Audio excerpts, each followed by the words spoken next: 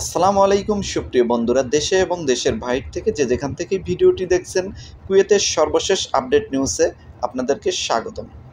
তো আজকে গুরুত্বপূর্ণ কিছু আপডেট নিউজ নিয়ে আপনাদের মাঝে হাজির হলাম, যা আপনাদের জন্য খুবই প্রয়োজনীয় এবং দরকারি হবে ইনশাল্লাহ। আর তথ্যগুলো অবশ্যই 100% শিওর, সত্য, অথেন্টিক, বাস্তব নিউজ। তাই অবশ্যই বিভ্রান্ত না হয়ে মনোযোগ দিয়ে তথ্যগুলো শুনুন এবং অবশ্যই কিছু না কিছু আপনারা উপকৃত হতে পারবেন ইনশাল্লাহ।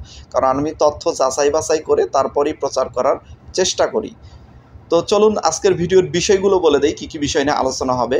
এক নম্বর বিষয় নিয়ে যেটা আলোচনা হবে, খুবই গুরুত্বপূর্ণ বর্তমান প্রেক্ষাপটে, যেটা আপনারা যারা কুয়েতে অবস্থান করতেছেন তাদের 100% জানা প্রয়োজন এবং অথেন্টিক বাস্তব নিউজগুলোই আমি আপনাদের মাঝে বলবো, যেটা শুনে আপনারা কার্যকারিতা পাবেন।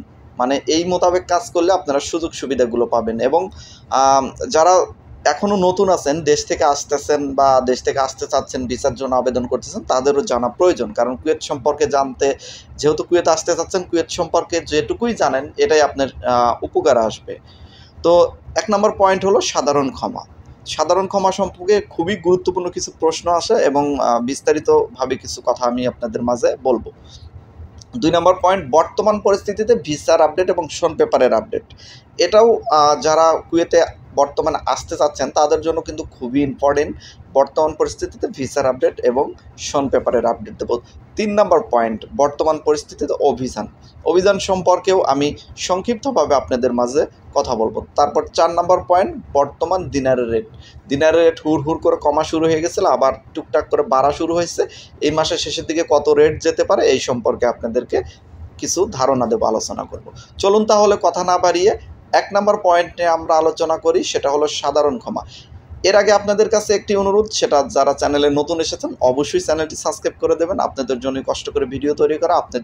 আপনাদের সাপোর্ট পেলে উৎসাহ বেড়ে যায়, তথ্য সংরক্ষণ করার উৎসাহ বেড়ে যায়। আশা করি ভিডিওগুলো দেখবেন এবং বন্ধুদের মাঝে শেয়ার করে দেবেন। অবশ্যই লাইক করে দেবেন, লাইক করতে খুব একটা সময় লাগে না। তো চলুন তাহলে 1 নম্বর পয়েন্ট নিয়ে আমি কথা বলি, সাধারণ ক্ষমা বিষয় নিয়ে প্রথমে যে বিষয়টা বলা খুবই গুরুত্বপূর্ণ। বর্তমান পরিস্থিতিতে আপনারা সর্বোচ্চ 600 দিনের জরিমানা সাপেক্ষে আপনারা আকামা নবায়ন করতে পারবেন। যাদের আকামা নাই তারা 600 দিনের জরিমানা দিয়ে আকামা নবায়ন করতে পারবেন। এখানে অনেকগুলো গুরুত্বপূর্ণ আপনাদের প্রশ্ন আছে, সেটা হচ্ছে অনেকেই বলতেছেন যে আহলি ভিসা বা আকুত ভিসা বা খাদেম যে ভিসাগুলো আছে, যারা এই ভিসাগুলোতে এসেছিলেন এবং তারা অবৈধ হয়ে গেছেন, তারা কি অন্য ভিসাতে আকামা লাগাতে পারবে কিনা? এটা কিন্তু খুবই গুরুত্বপূর্ণ প্রশ্ন এবং জানা আপনাদের জন্য 100% জরুরি। যেমন একজন আকুত ভিসাধারী আহলি ভিসাতে আবার আকামা লাগাতে পারবে কিনা, বা যে মালিকের আন্ডারে আছে সেই মালিকের কোনো সাইন বা সেই মালিক লাগবে কিনা আকামা নবায়ন করতে, এই বিষয়গুলো নিয়ে আমি একটু সংক্ষিপ্তভাবে আপনাদের বলি। প্রথমত বলি, আপনারা কুয়েতে যারা অবস্থান করতেছেন, যে ভিসাতে এসেছেন সেই ভিসাতেই আকামা নবায়ন করতে হবে। আপনারা অন্য কোনো আদার্স ভিসাতে আকামা নবায়ন করতে পারবেন না।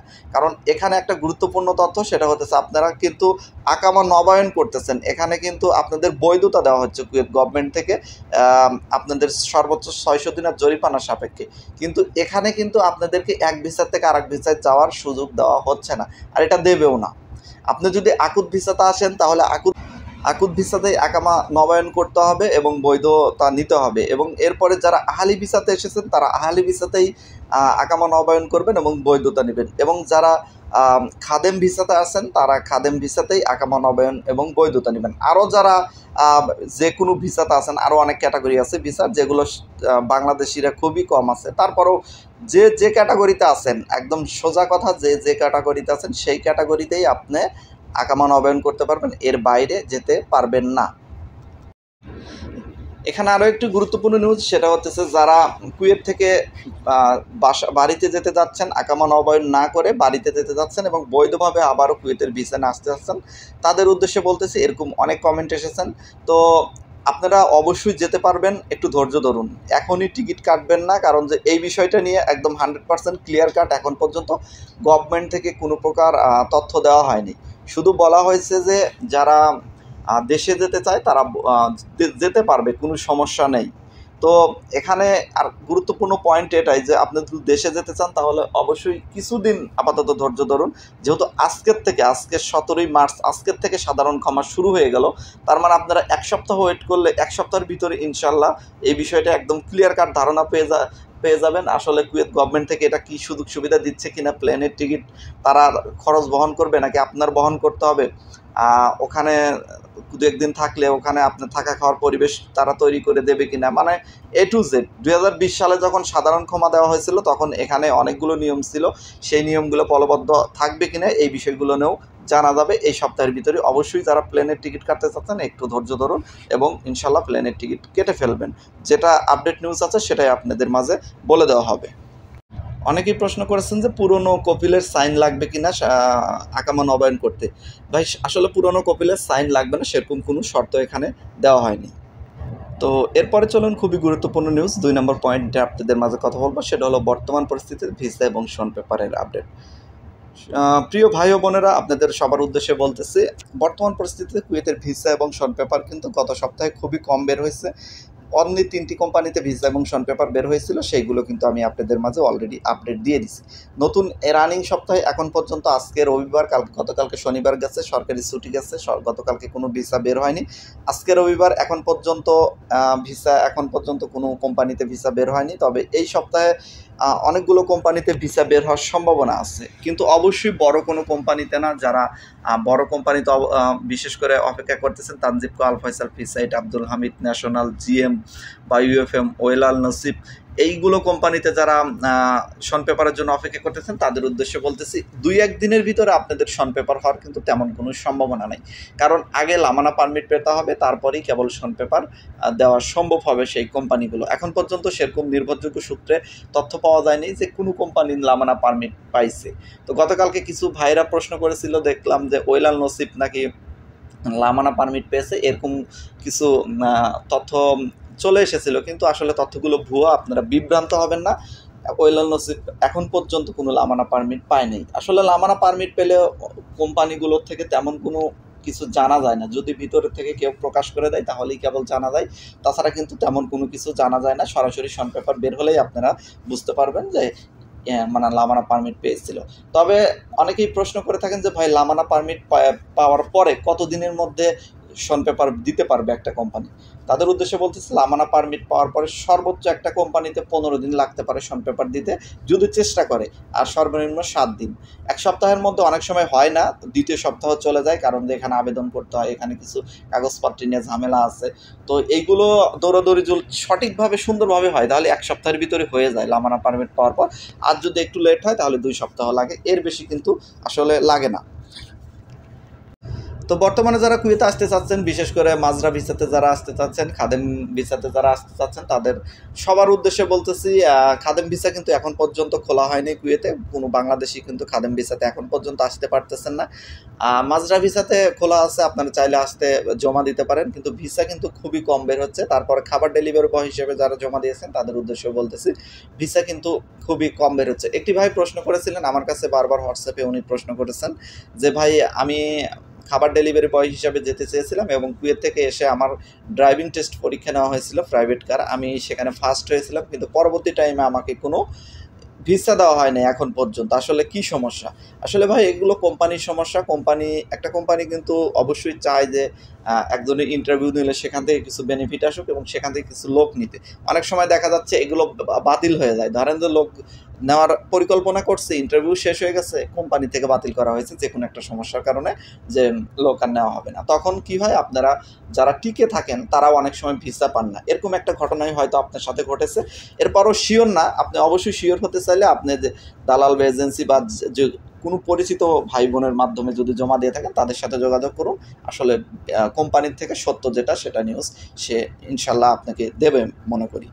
তো এরপরে আরও গুরুত্বপূর্ণ কিছু বিষয় আছে যেগুলো প্রশ্ন এসেছিল যে ভাই আমি শন পেপার পেয়েছি, প্রায় 1.5 মাস পার হয়ে গেছে, কিন্তু এখন পর্যন্ত আমি ভিসা পাচ্ছি না, আমি কি ভিসা পাবো নাকি? আসলে ভাই আমি আপনাদের সবার উদ্দেশ্যে বলতেছি, যারা শন পেপার পাচ্ছেন বর্তমানে, সাধারণত একটি শন পেপার পাওয়ার পরে 10 থেকে 15 দিন 20 দিন এর ভিতরেই ভিসা হয়ে যায় বেশি সংখ্যক শন পেপারের। সর্বোচ্চ লাগলে 1 মাস লাগে শন পেপারগুলোর ভিসা হতে।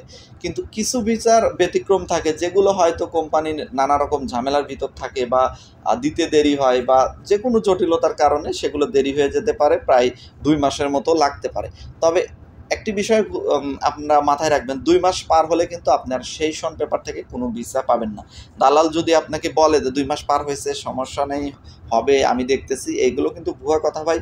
আপনার সন পেপারে মেয়াদ 2 মাস, 2 মাস যেদিন পার হয়ে যাবে সেদিন মনে করবেন ওই সন পেপার থেকে আর আপনার কোনো ভিসা হবে না।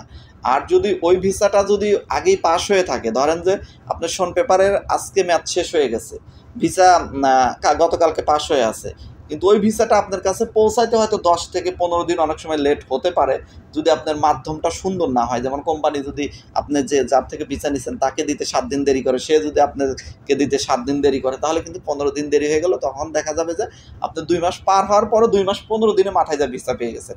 তখন হয়তো বলতে পারেন, জাহিদ ভাই আপনি এরকম বললেন, আবার দেখতেছি 2 মাস 15 দিন পরেও ভিসা আসলো, আপনার তো কথা সত্যতা নাই। কিন্তু ভাই ভিসাটা কিন্তু আপনার 2 মাসের ভিতরেই পাস হয়েছে। 2 মাসের একদিন পার হলে কিন্তু আপনার আর ওই জায়গাতে ভিসা পাস হবে না। এখন ভিসা পাস হওয়ার পরে আপনাকে কোম্পানি যদি দিতে লেট করে, সেই ক্ষেত্রে হয়তো কিছুদিন পরে আপনি পেতে পারেন।